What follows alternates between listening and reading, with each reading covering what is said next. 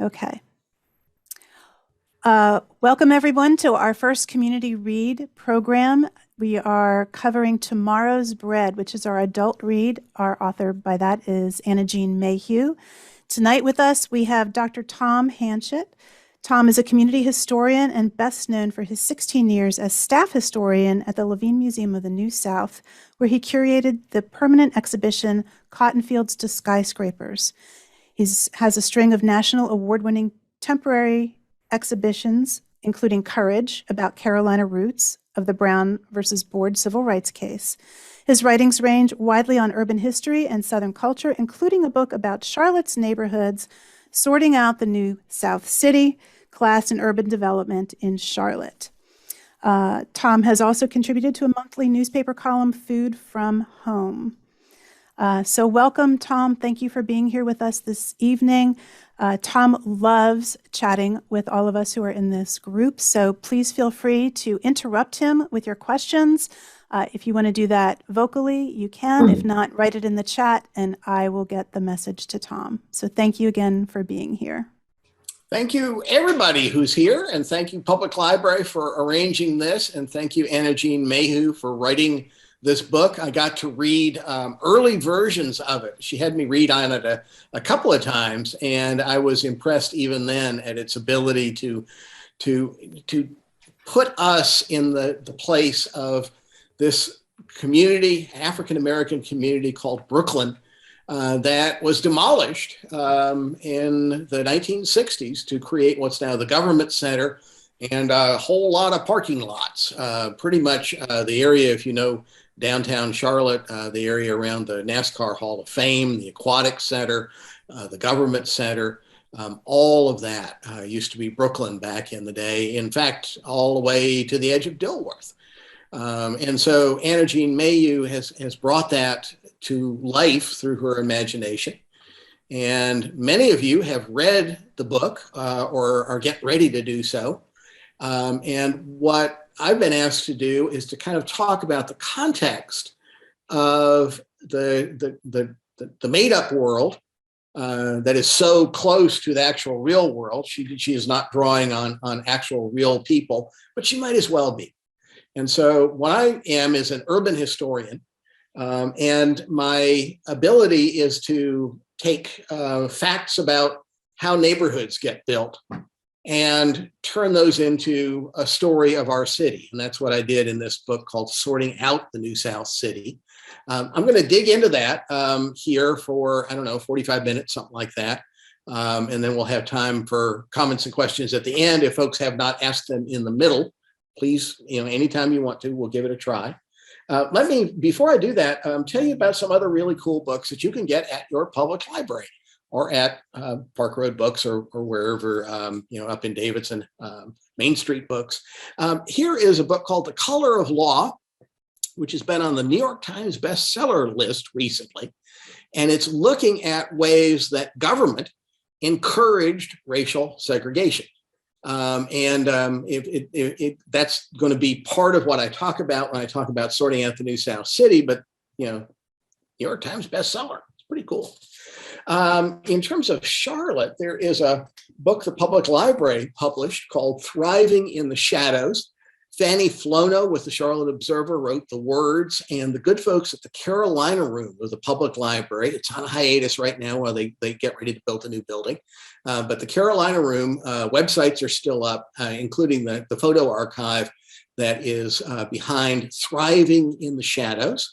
And that is sort of looking at the Black middle class in the heyday of Brooklyn. It's not limited to Brooklyn, but if you want to get pictures of the world that Anna Jean Mayhew is talking about, that's a good place to go. Schools were part of the mechanisms of segregation, and breaking through those mechanisms is something that Charlotte was at the forefront of with the Swan busing decision. This is Color and Character, and it looks particularly at West Charlotte High School.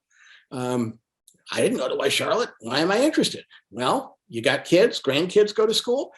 Do you pay school taxes? This is actually a nationally renowned study that uses our city as a kind of a case study for things we're arguing about. when it comes to education. There is a book called Money Rock, written by Pam Kelly. It looks at a young man named Belton Platt. That was his given name. He was called Money Rock because he was a major drug dealer back in the day, after the demolition of Brooklyn. And so this kind of follows some of the stories that Anna Jean Mayhew brings us in the 50s and 60s, what happened afterward.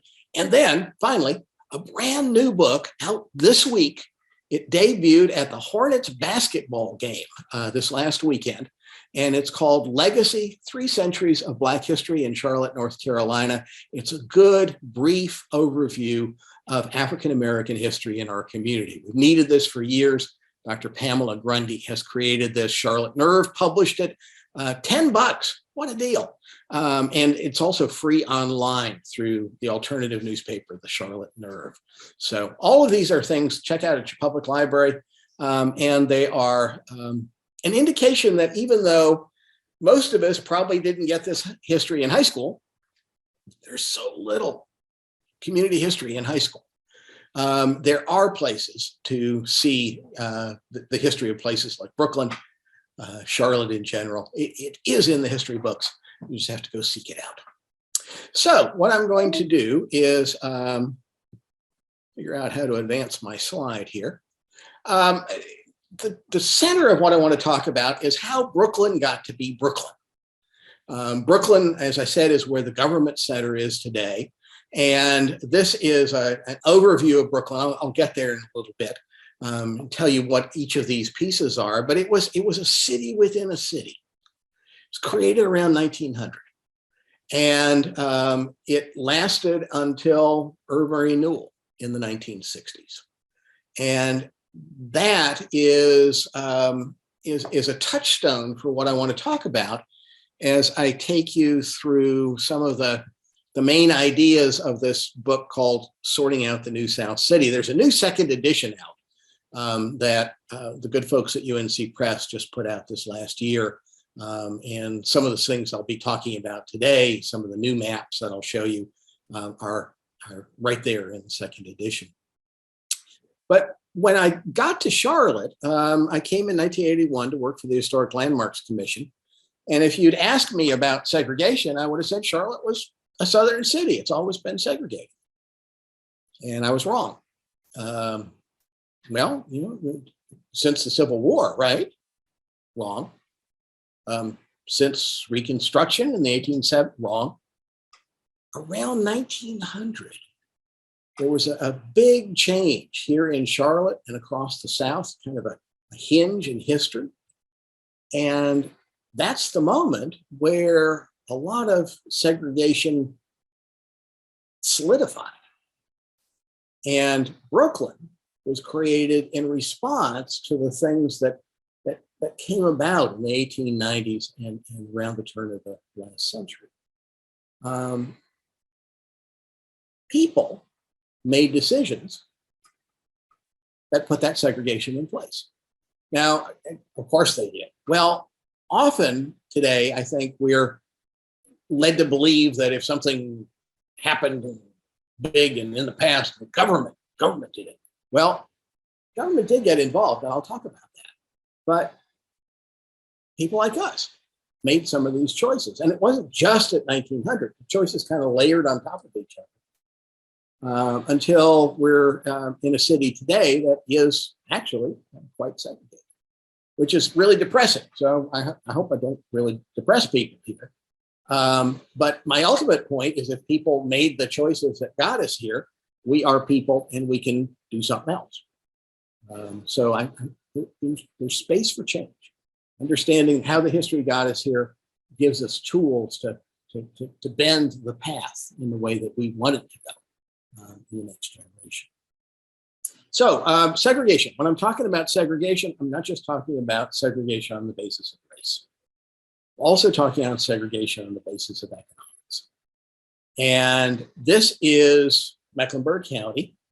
This is the Crescent and Wedge map. Some of you may have seen this. This has been in the news for the last several years. This is Mecklenburg. Right at the middle there, I don't know if you can see my cursor, but that's the center city. You can see an area here that has nobody living in it. That's Brooklyn, at least part of Brooklyn. And then if you go south from there, there's a wedge of wealth. People living in the area don't think of themselves as particularly wealthy because it's real easy to, be around people like you. Charlotte is like that. Charlotte is a city of bubbles. It's really easy to be in your bubble, go to work, go to school, go to church, go to the gym, pretty much with people like you. And so there's this wedge of wealth. And then across the middle here, the airport over on the left, nobody's living there. That's why it's white. Johnson C. Smith University up here, Central Avenue there. Can you see the Crescent? Much less well-to-do than the Crescent. And so we've got this Crescent and Wedge, kind of two Charlottes when it comes to economics. So could you imagine a Charlotte, American city at all, with no economic segregation? Seems like this is everywhere, right?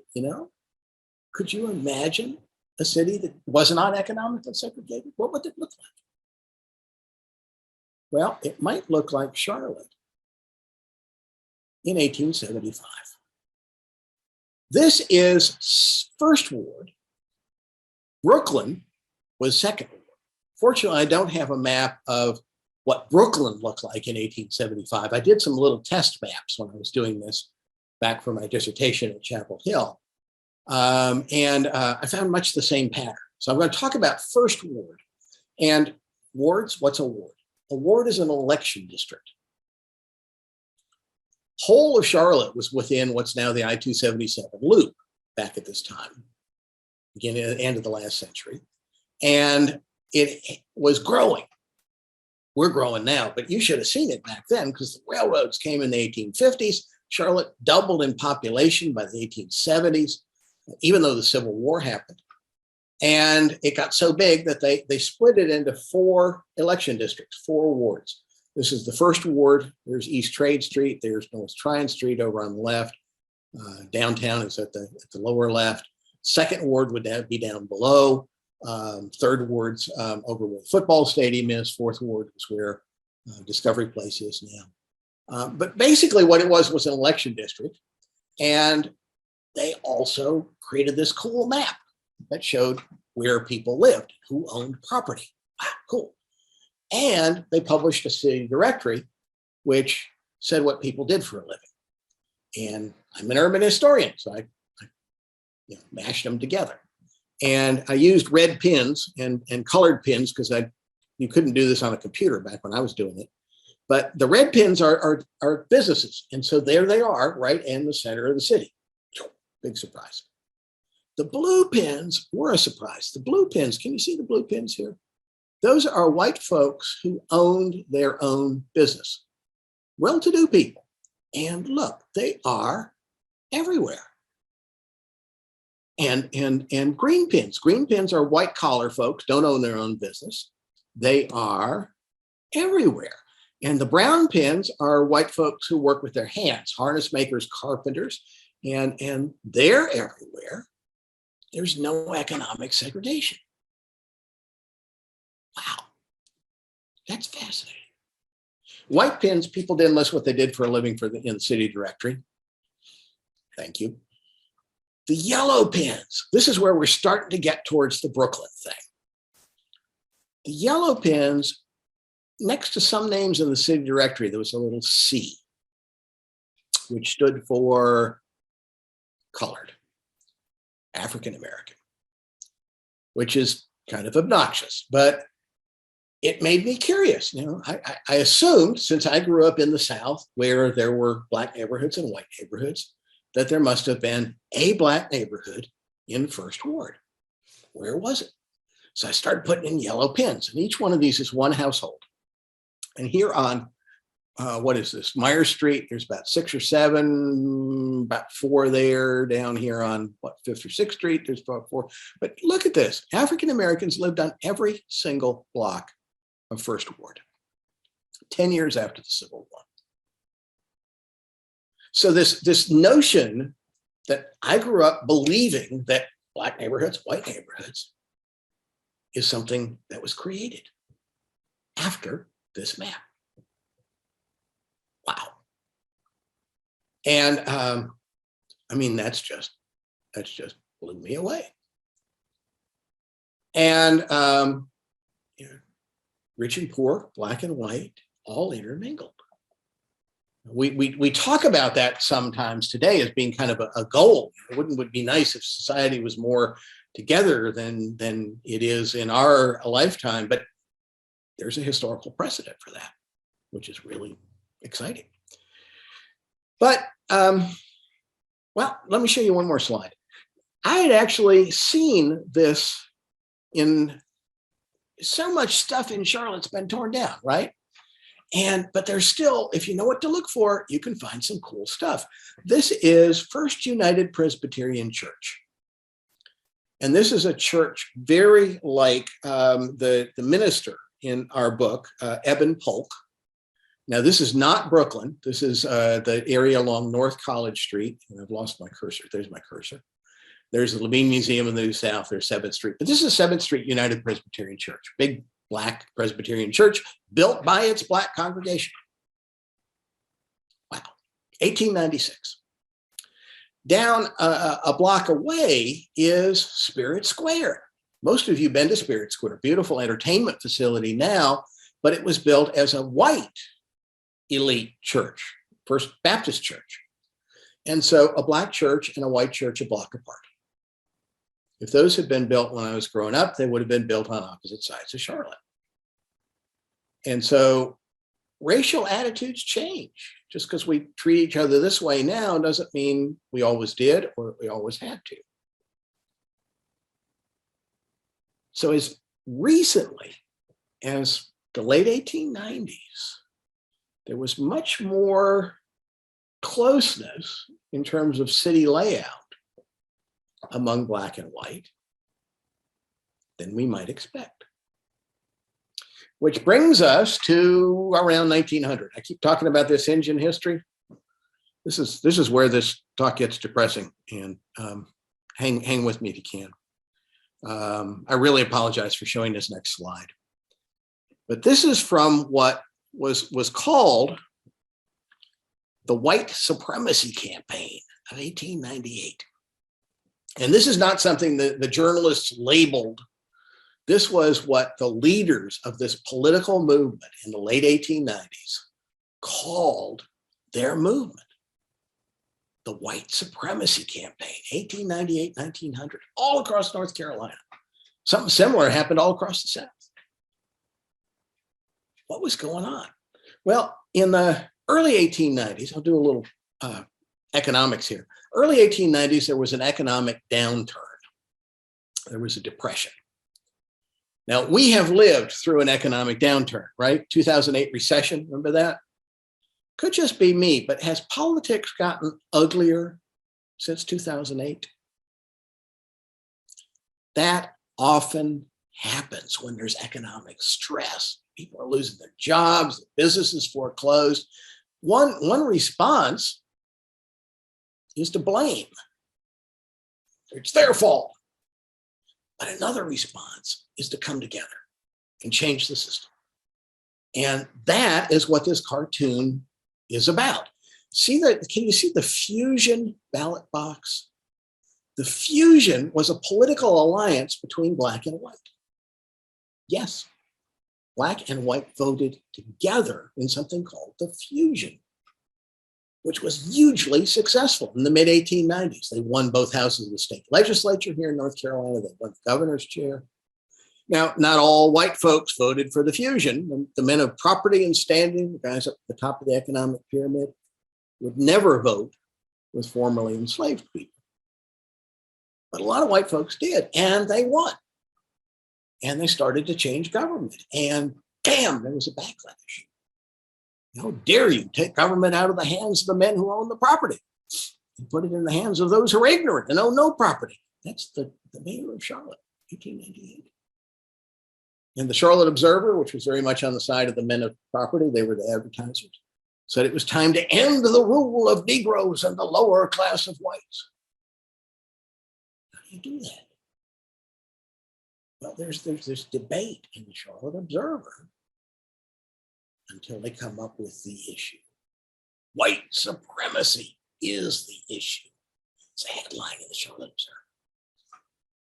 White supremacy. If we can get white folks to vote white, they will vote against their economic interest. And so that's what the cartoon is. It's trying to convince white voters that there's this thing called Negro rule, which did not exist. Even a place like New Bern, Wilmington, places that were majority African-American in the population, no place in North Carolina were Black folks in the majority in any government in the 1890s. But nonetheless, you hear, it's right in the newspaper. You can see it. And you can see this monster, and you can see the North Carolina just laid waste, and you can see the claws reaching out for the women and children. This is real serious propaganda. And it worked. It worked. 1900, North Carolina put in place a new constitution that said you had to pay to vote, which actually I knew about it, but it had fancy words and I didn't get it. Some of you heard of this, the poll tax, the grandfather clause, which was a fancy way of saying you got to pay to vote. Who's going to have an easy time paying to vote? Those guys. Who's going to have a hard time paying to vote? Most of us. And if you could pay to vote, there was something else which did not sound like voter suppression. It sounded like common sense. It was a literacy test. Now, many of us today are literate. We could pass a literacy test, right? No problem. I'm the registrar. You got to take off a day from work, come down to the courthouse. I'll give you this real simple test, just one question initially. Prove to me that you can read and interpret the Constitution to the satisfaction of the registrar. That was the literacy test. What it was basically a way to give the registrar the power to throw out any voter he didn't like. And that meant most Black voters, and it also meant a whole lot of white voters. Those people in the fusion, bye. And so what you get around the turn of the century is this time of anger and fear, when the rules of the game are changing, when government is not really of the people, because so many of them are pushed out of the ballot box. So that's what's going on here. And it went on in every southern state. It's not just a Charlotte thing or a North Carolina thing. But that is when you started to get the separate neighborhoods.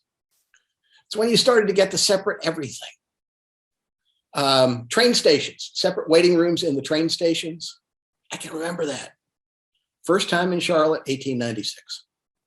Sitting at the back of the streetcar, later at the back of the bus. New North Carolina law, 1903. Down at the courthouse, suddenly you swear on a Bible in court. Now there's a separate white Bible and a colored Bible at the Mecklenburg County Courthouse. And out in the suburbs, this is another thing that's going to feed directly into Brooklyn. Out in the suburbs, there were new deed restrictions. All of the suburbs, Plaza Midwood, where I live, Dilworth, Myers Park, Wesley Heights, Wilmore, Belmont, all those neighborhoods right around the center city today had these deed restrictions. It was a new thing. It says this property shall be used for residential purposes only and shall be occupied and owned by people of the white race only. That's my deed. It's written in my deed. Still is. Even though this is now illegal, Supreme Court says, this is not enforceable, but it's still in our deeds. And it wasn't just race. Any residence erected on said property shall cost not less than X number of dollars. It was a whole bunch of money. And so you get economic segregation written right into the deed, racial segregation written right into the deed.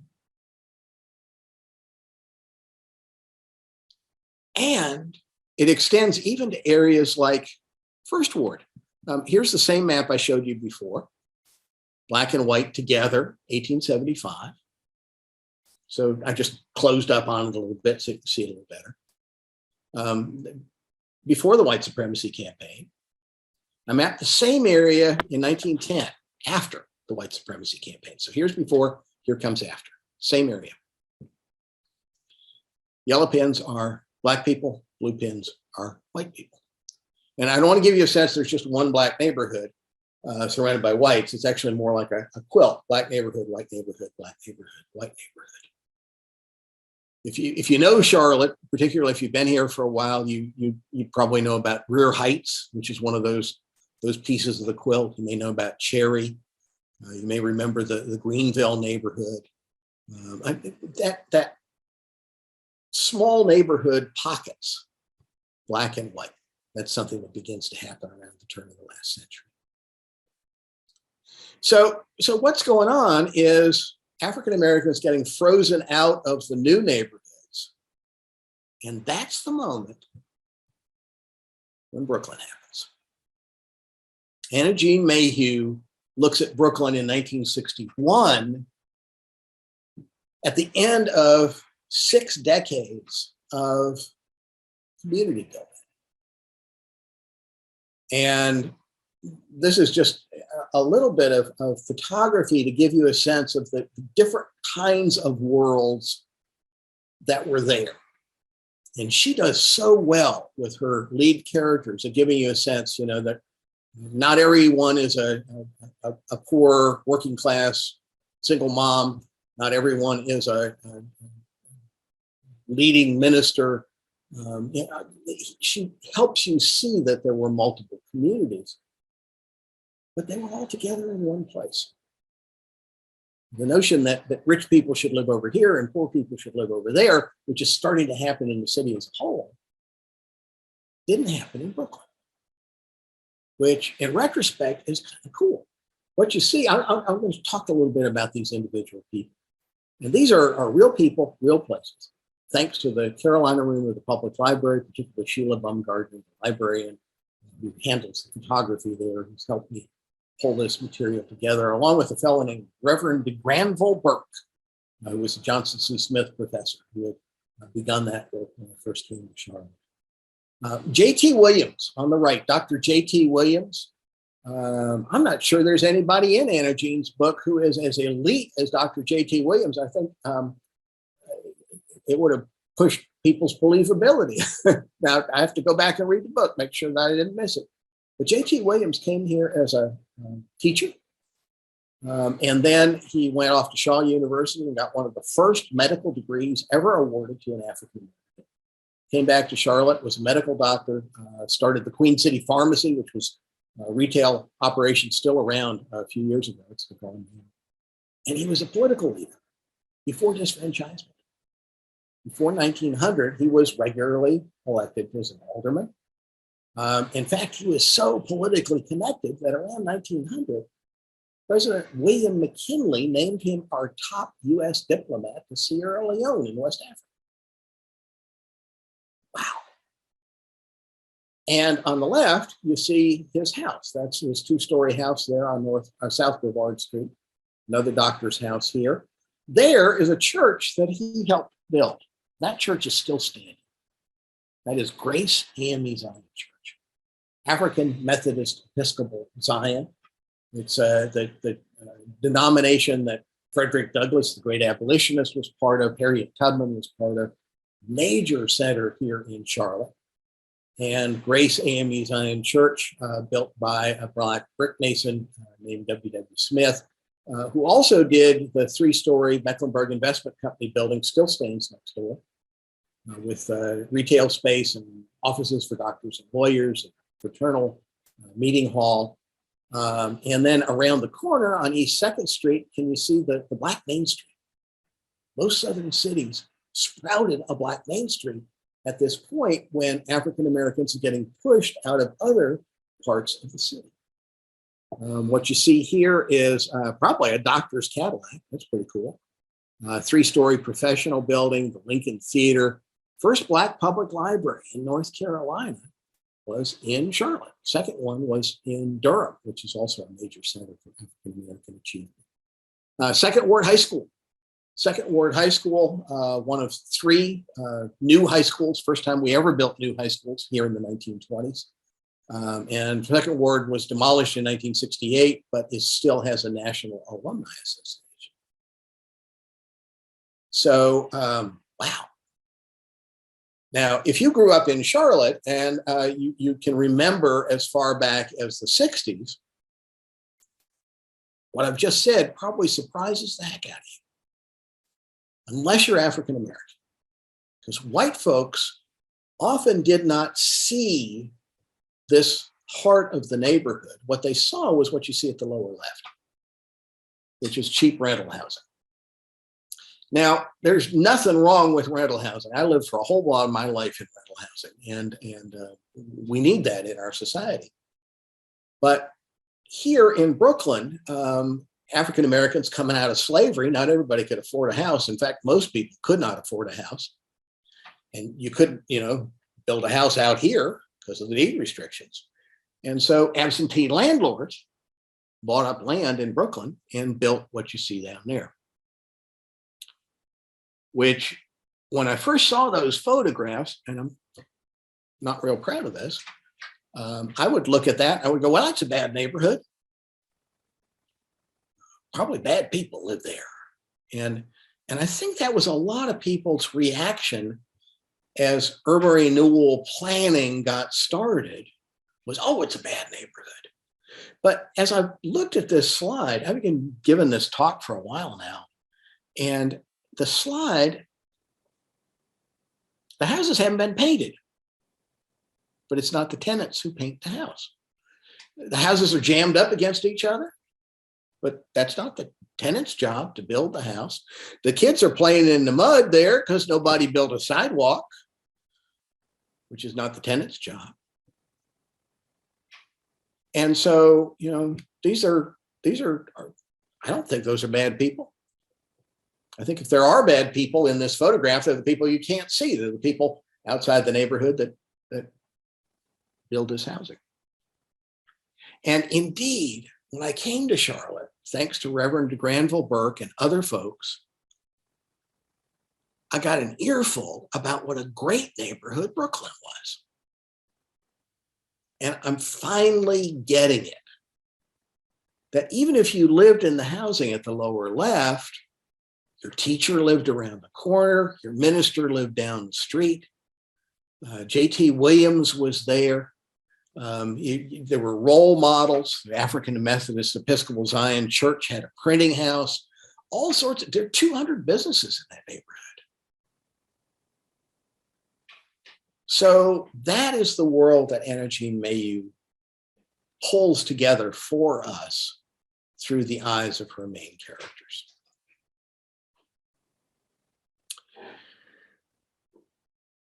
Let me stop there for a second and see if there are questions or comments, because what I want to do in the next little piece of our time together is talk about how this separate world developed into our own lifetime.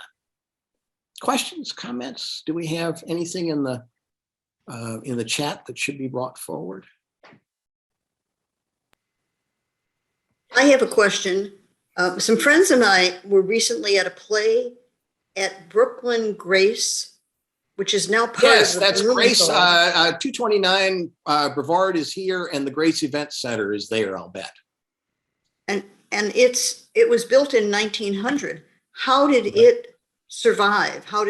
Why was it not destroyed? The folks at Levine Museum of the New South have this exhibition. And Eric Scott was the researcher who put together that. And I asked him that question as well. And he said they started off with the really blighted housing when they were demolishing down at the bottom of Second Ward as you go down towards McDowell Street, and kind of worked their way up. And what he said he'd been told by people in the neighborhood was that the bulldozer folks, the redevelopment commission, ran out of money. I'm not sure why it's still there, but I'm certainly glad. There are 4 buildings left from Brooklyn, and those are 2 of them. Thank you for that question. I saw another hand as well.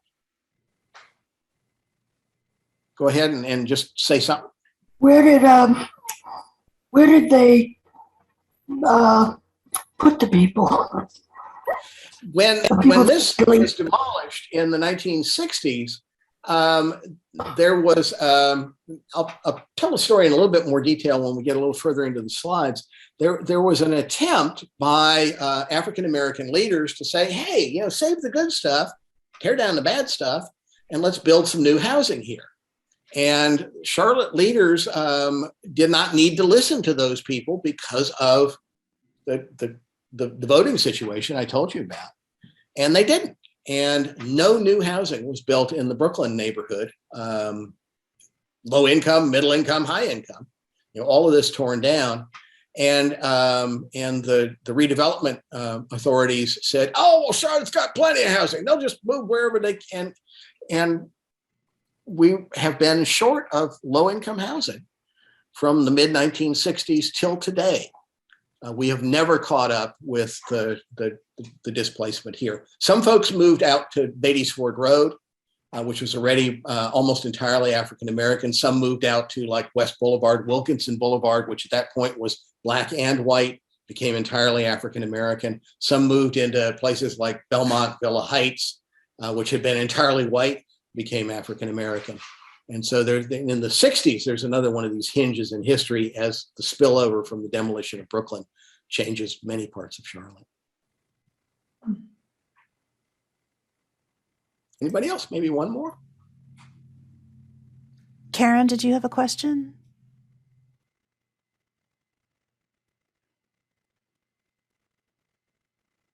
Sure, appreciate Nancy Lingle working on this. This is, we've all gotten better at this in the age of COVID and Zoom, but it's a little awkward.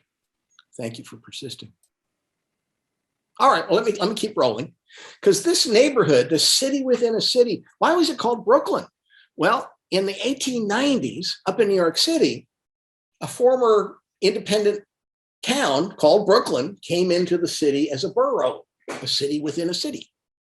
And that's kind of what's going on here. As far as I can tell, African Americans came up with the name.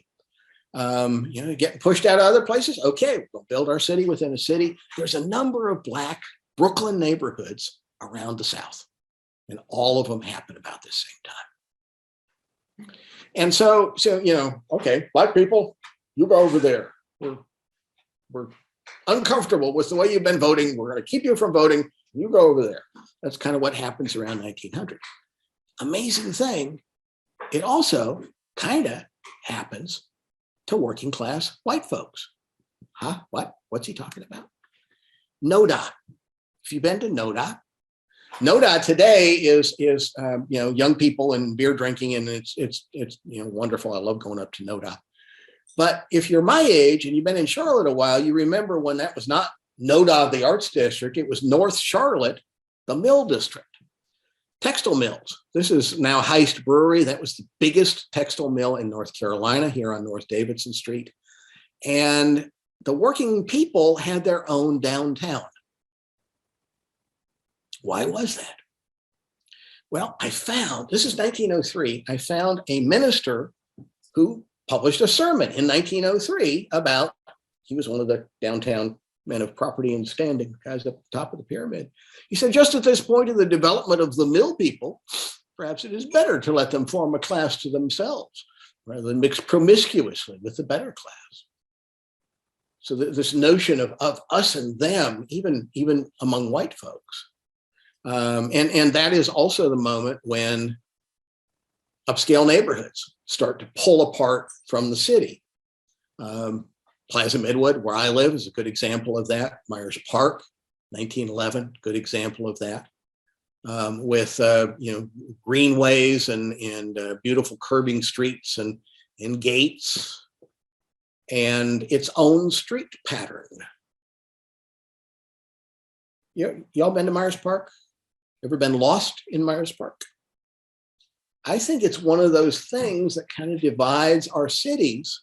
I'm picking on Charlotte, but it's a lot of cities, divides them beginning in the early 1900s into identifiable neighborhoods based on race, based on economics.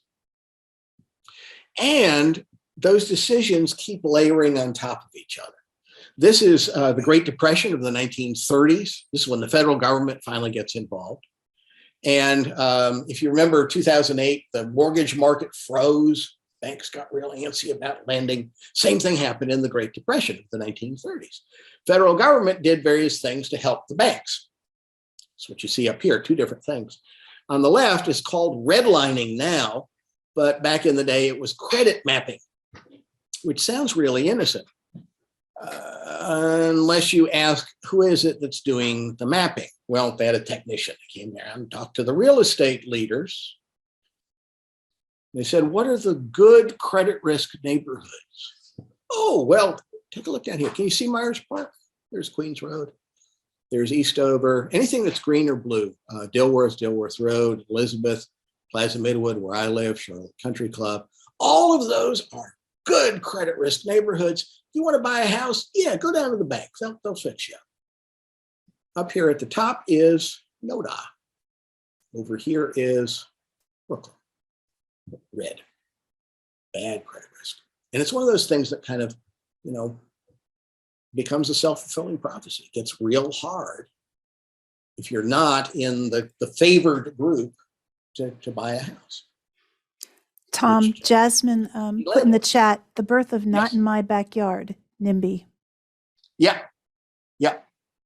And so this notion that the birth of NIMBY, not in my backyard, and it's written into these various regulations.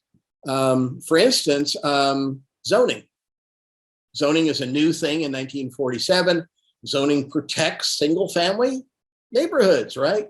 Well, the green neighborhoods here on the right are the single-family neighborhoods. Looks kind of similar to what you see on the left. And how does Brooklyn fare in all of this? This is setting up urban renewal. Even though nobody knows that urban renewal is coming, they're making decisions that create the world that Anna Jean Mayhew talks about. On the left, under redlining, all of Brooklyn was redlined. Homeowners, businesses, churches, rental housing. You want to get out of the rental housing, you save up money and you go down to the bank, they don't want to deal with you because it's redlined. And zoning, yellow is industrial zoning. There was no industry in Brooklyn. But what it is a signal to those landlords. You don't want to paint that house. It's going to get redeveloped, keep renting it out. And so, the undesirability of the neighborhood is exacerbated by these kind of decisions. And so in the 50s, when there's federal money to clear the slums, well, sure, there they are.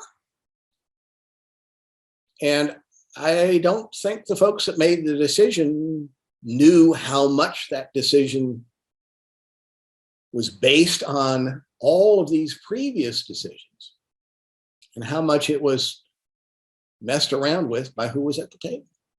But what you're seeing there is the yellow and blue down in the lower left, that's Brooklyn.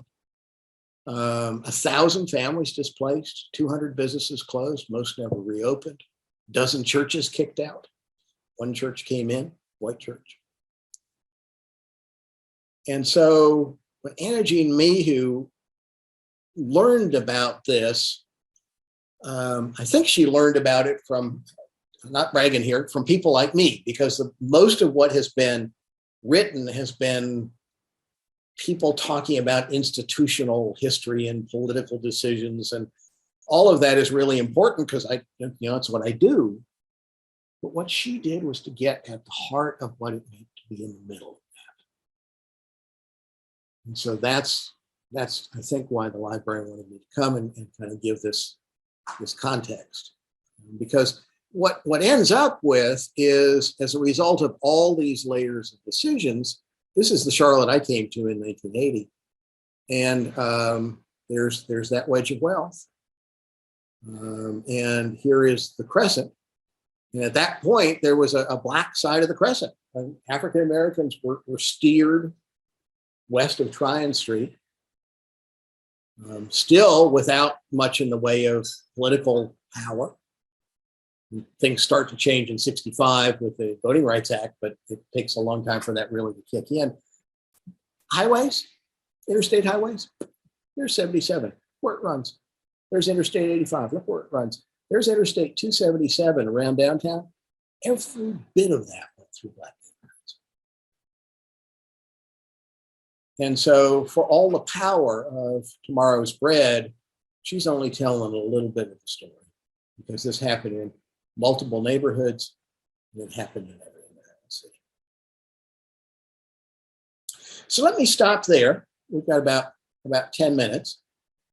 And more questions, more comments. I've got a couple more slides that'll kind of bring us towards where we are at present. But I would love to hear more from you.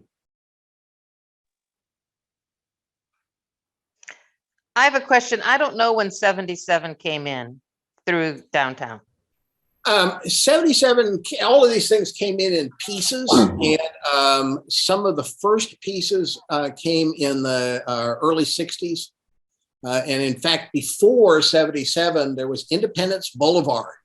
And Independence Boulevard, the first chunk of Independence Boulevard went down what's now Stonewall Street. It had been Stonewall Street and had been a fairly minor street. And they widened the heck out of it right through Brooklyn. And so that was in 1944, 45, 46. And then, 15 years later, that's when I-77 comes through. The last piece of it, the last chunk of I-277, I can remember when that was finished in the early 1980s. And so this is an ongoing process. In some cases, people are moved out of the path of Independence Boulevard into another part of Brooklyn, and then they're moved out of Brooklyn into, let's say, part of the Belmont Villa Heights area, which is where 277 meets up with Highway 16 eventually. And so, it's not just one moment, but it's this rolling displacement. Are there oral histories from people that live there? And is that yes? Thank you so much for that. 2 or 3 different professors at UNC Charlotte over the decades have collected oral histories of folks very like the people you meet in the novel. And if you Google UNC Charlotte, and gold mine and Brooklyn, gold mine is their repository for neat old stuff at Atkins Library online. And most of them have been transcribed, so you can read them, but you can also hear them. And the oral histories of the folks in Brooklyn are just wonderful, wonderful resource. Do you know anything about reparations for people who have reparations, been when I started all of this stuff, people had proposed reparations to make up for the injustices of slavery, which in abstract seems like a good idea, and how you actually make it work is, I can get bogged down in that. But as I look at this stuff happened much closer to the present, and should be easier to track down who got pushed out and figure out some way to compensate them for. I mean, when you got moved out, if you owned your house, you got the assessed value of your property back then, which was almost nothing. And in the meantime, look at what property values have done downtown. There should be a way of dealing with that mismatch. I don't know how to do it, but that's one of the attractions of this kind of research, is to prove that in addition to the injustices of the deep past, there's stuff pretty close to our own time. I was thinking about that, Tom. I'm assuming that the city of Charlotte used eminent domain, and that's how they cleared out the Brooklyn neighborhood. Do we have any records that say what people paid for their house and then what they were, what they bought their house for is what I should say, and then what they were paid by the city? Do we know? Yes.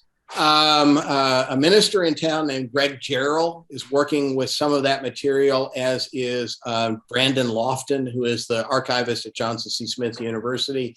And they're kind of talking to each other, but they're on different tracks, asking different kinds of questions about who owned what and what happened to those folks over time. I don't know if they're trying, to track everybody, but they're at least trying to track some representative people who might have showed up in the newspaper because they were the first to be moved or whatever. So be watching folks at Johnson C. Smith University, particularly Brandon Lunsford, to see if those kind of answers are doable. In the chat, I have Richard saying, I recall seeing the last remnants of Brooklyn on the south side of Independence/Stonewall. And then in the early 80s, they looked like rental properties in your photos. Yeah. And I can remember until very recently when they started building new apartments and condos on Stonewall, that there were parts of Stonewall where you could see stairs to nowhere, where there had been houses, and the houses had been wiped out 40 years earlier. And the lots were still vacant into the early 2000s. Let me show a couple of slides, draw us towards an ending here. This is depressing. And, but history changes. You can see echoes here of where we are today, but this is not exactly where we are. What am I talking about? Well, if you look at a comparison of that map from 1980 with the same area today, you can see a lot of similarities. But there are new national laws. Martin Luther King's last big success was to get the Fair Housing Act written, which bars discrimination on the basis of race. We hadn't done away with it, but we got better than we used to be. And also the Community Reinvestment Act, which says banks have to loan in every neighborhood. They cannot redline. And has that had any effect? Well, I can actually point to places within older parts of Charlotte that have become healthy in the 80s, the 90s as a result of that. But in a more general way, here is, can you see my cursor over on the right? And you can see roughly where the edge of the city was in 1977. And then look beyond that. And there's a whole nother pattern. The old Crescent and Wedge pattern, once you get past 1977, changes. We're not stuck in 1977. What am I talking about? Well, when I came to Charlotte, I was told, don't go to the west side. It's not a good part of town. You want to live over there. And have you been to Steel Creek recently? Steel Creek is at the lower left of that green map, and it is hopping. Everybody wants to be in Steel Creek. Mallard Creek, the Mallard Creek area up near Concord Mills Mall, everybody wants to be in Mallard Creek. And so, we're not stuck with the patterns of the past. We need to know about them so we can see where some of the problems have their roots. But we can change history. People created where we are. We are people. We can create something else. I was talking about economics. I want to also talk about race. Here's Steel Creek, black and white, looks like Charlotte. There's Mallard Creek, black and white, looks like Charlotte. There's Central Avenue, which was entirely white once upon a time, looks like Charlotte, black and white. And so, racial patterns change, economic patterns change. And as they do, remembering how we got here, I think gives us power as we wish to make changes. The great poet Amanda Gorman had a line in her poem that said, history is the past we step into. And I love that because we didn't create that stuff, but it's ours now. History is the past we step into. You can almost hear her saying, history is the path we step into. And we can bend that path. And knowing about Brooklyn, having a heart for the people who were hurt by those decisions, I think gives us strength to make better decisions.